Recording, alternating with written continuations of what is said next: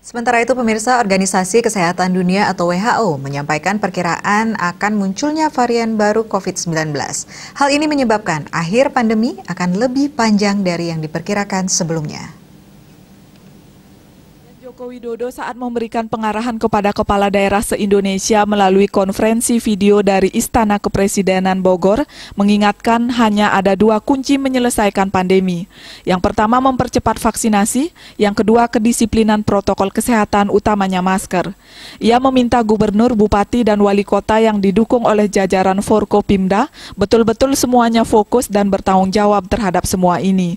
Selain mengingatkan pentingnya disiplin protokol kesehatan, masyarakat juga perlu diedukasi tentang cara mendeteksi dini apabila mereka terpapar COVID-19. Masyarakat perlu diarahkan kemana mereka berkonsultasi dengan dokter hingga bagaimana cara mereka memperoleh obatnya.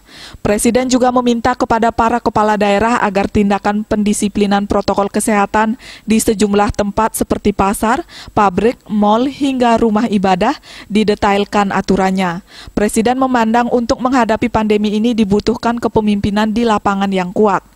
Kepemimpinan yang dimaksud Presiden adalah yang menguasai lapangan serta bisa bergerak cepat dan responsif. Kepemimpinan lapangan ini harus kuat di semua level pemerintahan, dari level atas sampai level kecamatan, tingkat kelurahan, dan desa. Presiden memahami ada aspirasi masyarakat meminta agar kegiatan sosial dan ekonomi dilonggarkan. Menurut Presiden, hal tersebut bisa dilakukan jika kasus penularan COVID-19 sudah rendah dan kasus dengan gejala berat yang masuk ke rumah sakit sudah rendah. Menurutnya, jika pembatasan ini dilonggarkan, kemudian kasusnya naik lagi dan kemudian rumah sakit tidak mampu menampung pasien-pasien yang ada.